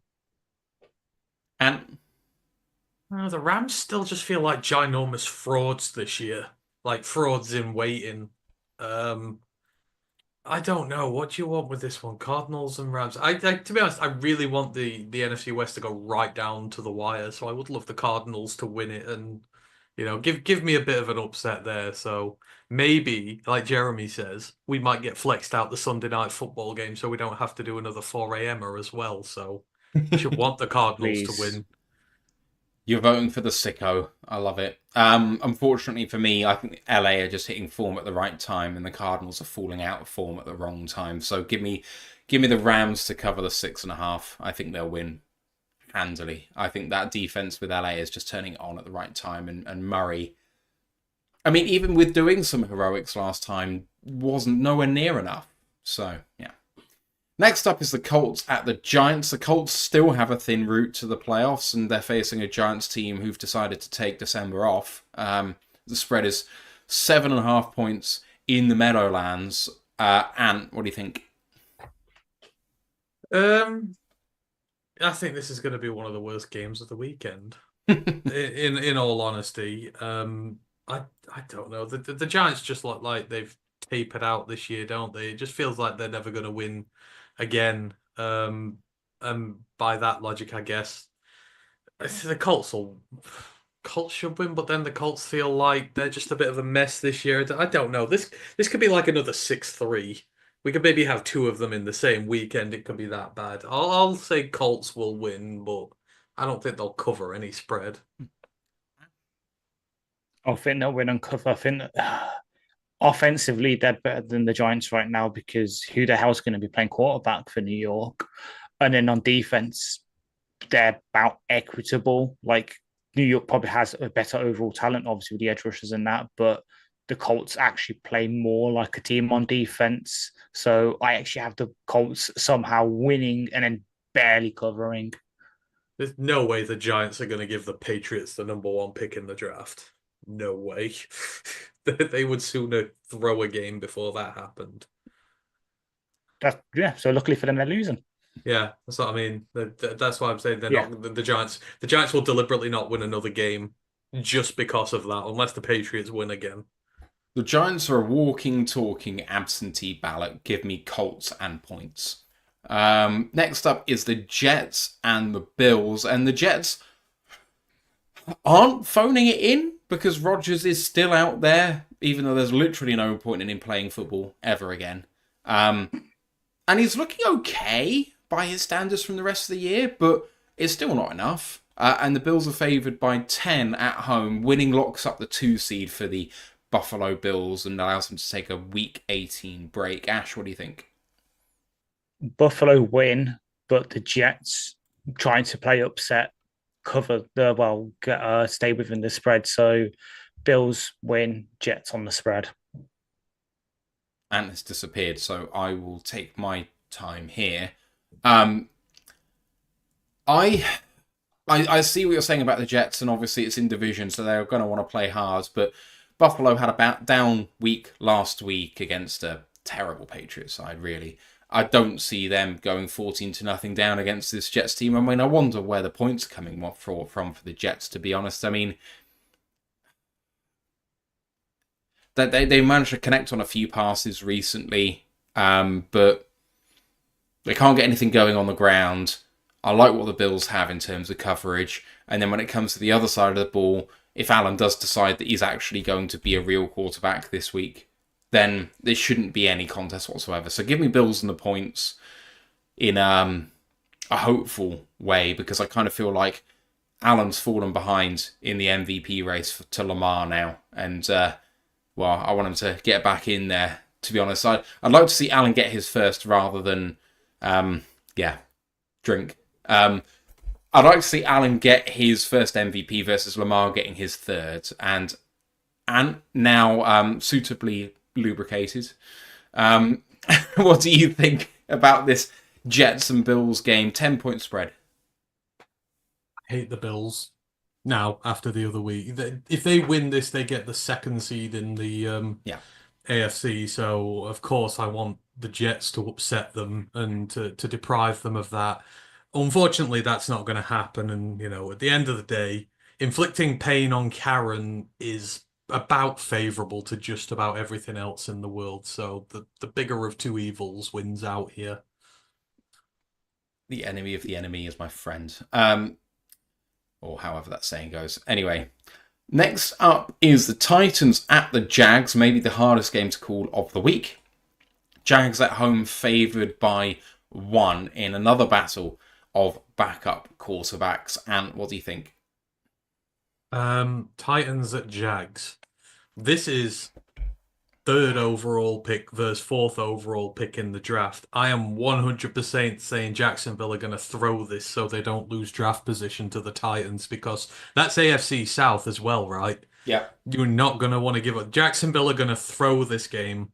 Titans are going to win. That is the only time you will ever hear me say that in my life, because the Titans suck balls and they are not a good team at all.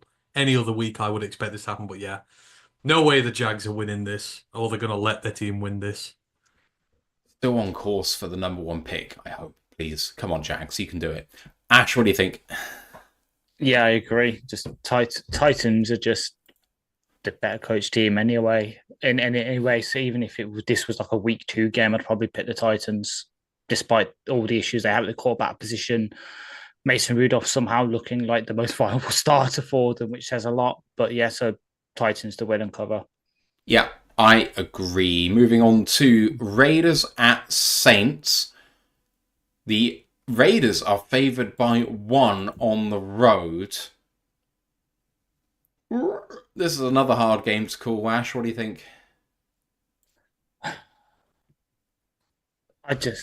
I've got to go with the Raiders, even though it's on the road. It's in Mercedes-Benz. No, not Mercedes-Benz. Caesars Superdome. They just have. I don't know. They seem to be fighting harder recently than the Saints have been. That's probably a good thing. It's going to bear it out. Like, I know they've got no run game whatsoever, but for some reason, I can just see Amir just absolutely just doing one in the battle of former Lions running backs. Just going on a tail, like 100 yards receiving, 100 yards rushing, just really putting the pain down them on your own backyard for some reason. That'd be hilarious. And Titans, Jags, Raiders, Saints. Tell me your week 17 of the NFL season 6 o'clock slate without telling me your week 17 of the NFL season 6 o'clock slate. This is what you get left with at this point, isn't it? Just the dregs playing one another. And, you know, if you're in the 6 o'clock slate at this point, you're mock drafting at this point, basically. I mean, I've got to go consistent with my Saints hate, so Raiders win. I'm never going to say the Saints are going to win, so there we go. My boy can get it done. Whoever the hell's starting for them this week, I say my boy. I don't know who's playing quarterback for them anymore. So no, I mean, I think the problem with this game is that Aiden O'Connell is going to be the better starting quarterback, and that's a worry to just watch this game and it be a passable thing.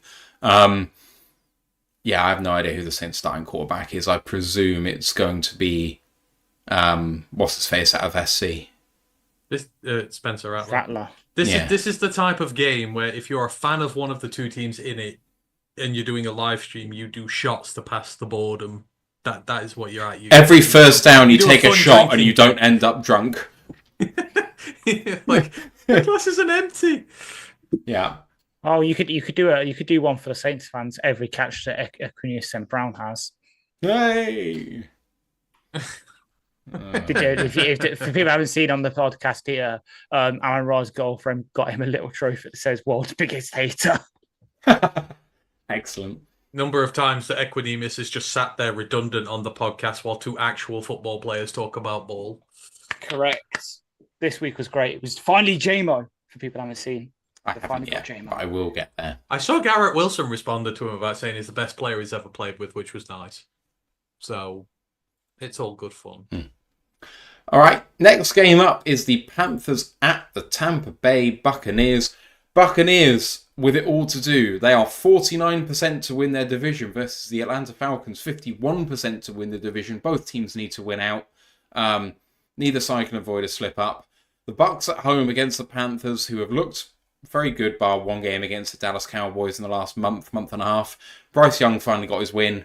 Tampa, though, favoured by 8 at home, really needing to bounce back after last week.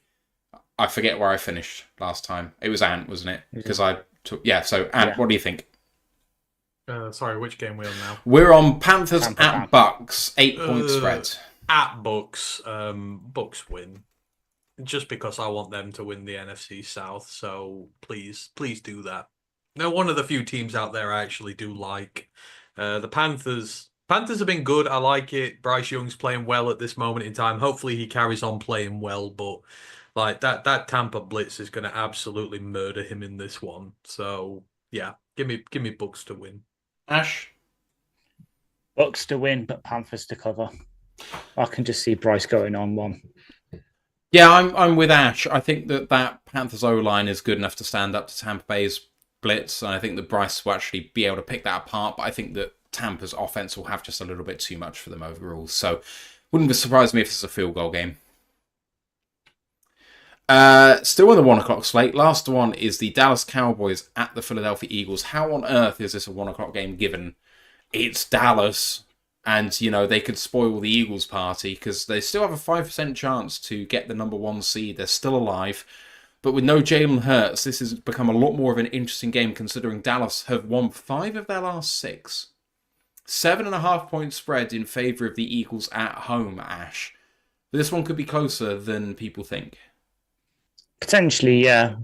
I still have the Eagles winning and covering because Saquon Barkley. I know Kenny Pickett's going to be back there probably. Realistically, it will be him unless they start Ian Book, which is idiocy. But yeah, just Saquon Barkley. Like we saw it with our game, while the Cowboys secondary's got it back to how it used to be. You can just run the ball on them. Just do that. And then I know the Eagles defense had a down week last week. It's going to be too much for the Cowboys, unfortunately, especially since CeeDee Lamb's gone down now. They've got no one. And it's another one of those. Seeing the Cowboys suffer is most favourable to anything else you're going to come across, and 9.9 times out of 10, you would like to bet for that. So I kind of hope Kenny Pickett drops 40 on them. That'd just wrap up their season in a nice little bow that Kenny Pickett just goes off on them. Like that's about as embarrassing as you can get and what they deserve. So yeah, Eagles to win comfortably. I have Eagles winning, but Cowboys covering 7.5. I just think when the Cowboys have won 5 of their last 6, and yes, CD's gone down, but Dallas have decided to play hard, and Mike McCarthy is really fighting for his job, and they can still get to above 500. They can get to 9 wins, which feels like a win considering where they were this season. And, you know, if the Eagles don't have Hurts, Pickett looks okay, but this offense needs more than that. Pickett's also prone to some terrible errors, and Parsons is playing like a Defensive Player of the Year candidate in the last month or so. It's not enough to actually be in the running for it, but, you know, he's been injured a lot this season, so, but he's still playing like an absolutely insane player the last few games, and I think that really could wreck shit up for the Eagles. So, give me the Eagles to win, but again, I feel like this could be a 3-point game. Fair. Into the afternoon slate on Sunday is the Dolphins at the Cleveland Browns. The Browns have just reworked Deshaun Watson's contract to make sure that they can get out of it a bit more cheaply after the end of next season with a 2026 post-June first cut. The Dolphins come into this game still alive and need to run the table and get some help, but they are still alive. It's going to be super cold in Cleveland, which won't help Miami. They are, what? Oh, I didn't factor that in. I might have to change my pick. But Miami are still fighting for something. Obviously, Cleveland are not. So, where am I going first with this one? I can't remember. Let's go for Ant. Dolphins and Browns. Is it at Cleveland? It's at Cleveland. It's in the cold weather, but Miami, the only team with something to play for. 6.5 point spread in favor of Miami. Yeah, Miami going to win this one. Dorian Thompson-Robinson, is it again? Starting at quarterback for Cleveland? Yikes. I like DTR. I like a lot of players on that Browns team, but they just don't look very cohesive and very good right now. And I think they also are just getting to the end of the season, whereas Miami still have something to play for. And they're coming off a good win. So, you know, I would expect them to go there and do that. A win for the Browns, I think, is a proposition that would be harder than Deshaun at one of his massages. Just Ash, 6.5 point spread, Dolphins at Browns. What do you think?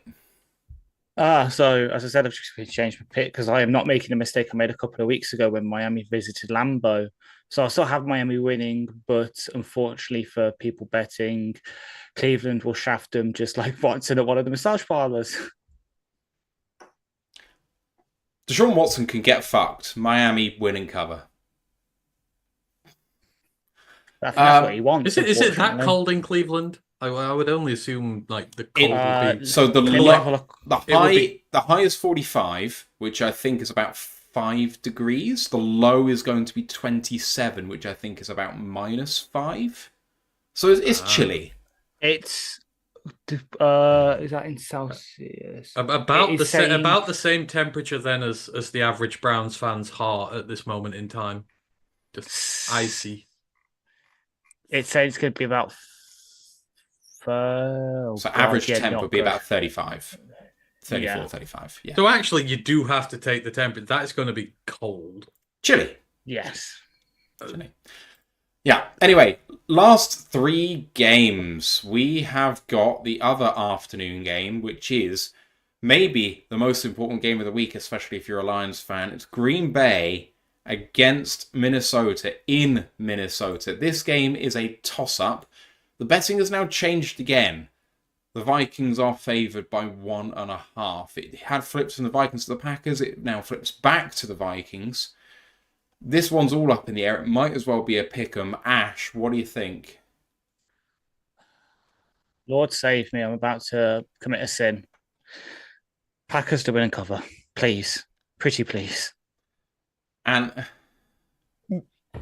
So I pick these games based on the rankings of my hate scale, and the Vikings currently are number 1 by some considerable distance. I can't stand them right now. The Packers probably not even in the top 3 at the minute. I don't know. But anywho, Minnesota are right up there. I despise them. I despise their fan base. As far as I'm concerned, I want Green Bay to ruin them. I want them to bring about the type of disappointment that they give to Bears fans every single year. So I've, pretty much bet consistently with the Packers this year, so I still feel like, not me being a hypocrite here. I've bet on them to win a lot of games and I've done well with them, so Packers win and the Vikings finally leave us alone. I think the Vikings are going to comfortably win this game. I do not think it's going to be close. I think they're going to boat race the Packers. I think this is going to be a 2-3 score victory for the Vikings. I like it. The reverse psychology. You keep doing this. You keep betting against the Packers and then they win. I love it. Honestly, I don't think Jordan Love is going to deal very well with the Flores blitz packages, all the simulated pressures. And then when it comes to what Darnold's doing on offense, he's hit his stride again that he was in the early part of the season. What is it about the Packers defense, which everyone thinks is going to be able to handle this Vikings offense? I mean, Justin Jefferson started turning up, Addison's doing bits, Hawkinson's looking really good, and Cook's an absolute beast at the moment. Like, I do not see what other people see when they think this matchup is going to be close. The Vikings are by far the better team. How on earth is a team that has 13 wins a toss-up against a team they've already beaten this year and that we have swept? Why? Because Vikings are massive frauds. Amen. I don't believe you. I mean, so you say what the Vikings are going to do? They're going to lose this one. They're going to lose against us next week, go into the playoffs completely cold, get bounced in the first round, and then the fraudulent organization's going to start mouthing off again next year when Daniel Jones looks good in training. They're going to proper bottom out this season. Their season's done in 3 weeks. Mm-hmm. So I'm just looking back at the first matchup this season. So, the Vikings got to a 28-0 lead with 5:28 left in the second quarter. The Packers then went on a 29-3 scoring rampage after that. So, the Vikings won, but by 2 points, and they easily lost momentum. Sure, but they got out to that lead in the first place. I just think again, away from home, they got out to a 28-0 lead in Lambeau against a team which is in their 5th week of a new defensive scheme. Now they've had a bit more time in the defensive scheme. The defense has got a bit better. Jordan Love settled back in after the injury because this was just after he came. I think it was his first one back after the injury in week 1. That's why I'm picking Green Bay because I just think they've got settled in more while Vikings have just stayed the same. Vikings 5-15. Oh, I'm holding you to that. If you start the stream on Monday and that hasn't happened, I will have to find an appropriate forfeit for you. I'll be so upset if they don't. You'll have to buy a Trent Alexander-Arnold Madrid jersey because that's where he's going. There we go. He's gone for the soft spot. Oof.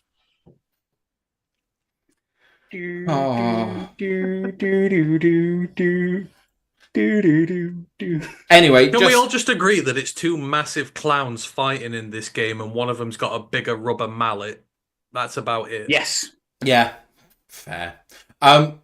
I'm sure all Lions fans are aware, but just in case they're not, if the Vikings win, the Lions game against San Francisco is quote-unquote basically irrelevant. It's not entirely irrelevant, but it is basically irrelevant.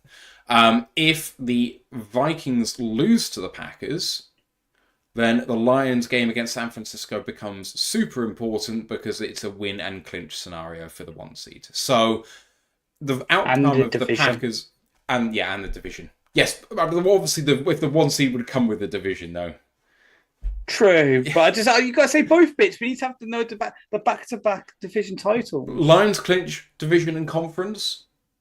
There we go. That works. Yeah, okay. That works for me. So the Vikings-Packers game is super important for how the Lions-49ers game looks to the outsider. Of course, the Lions coaches don't give a shit about the outcome of the Packers-Vikings game, and rightly so.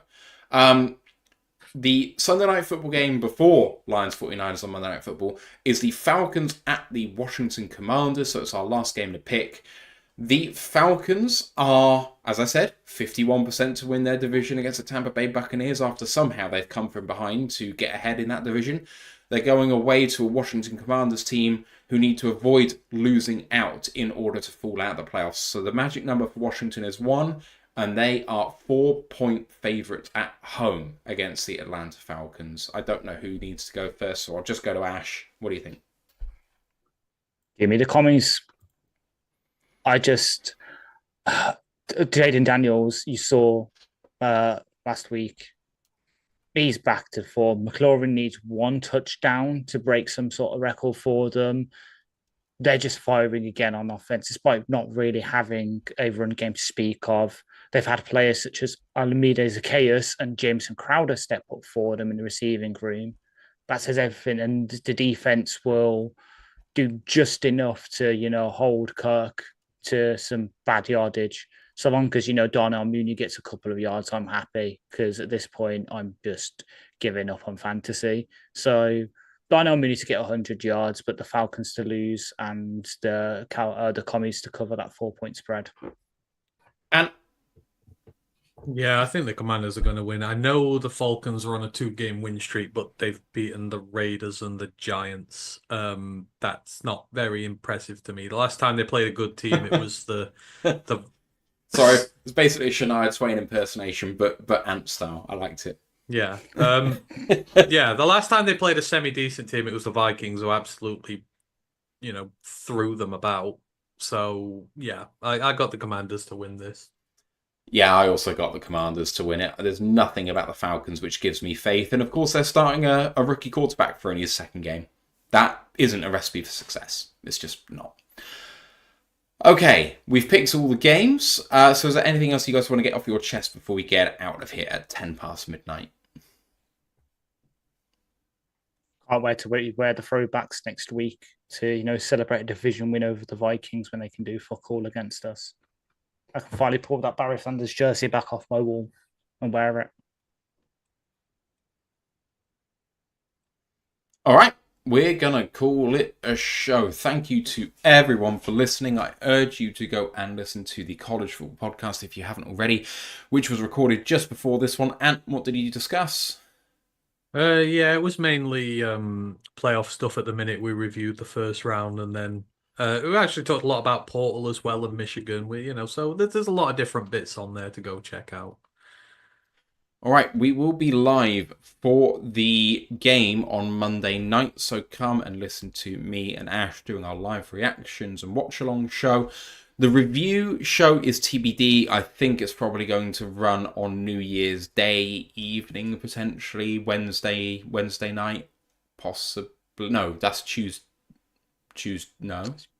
Yeah, Wednesday night for New Year's Day, because I won't be around New Year's Eve. I know that for sure.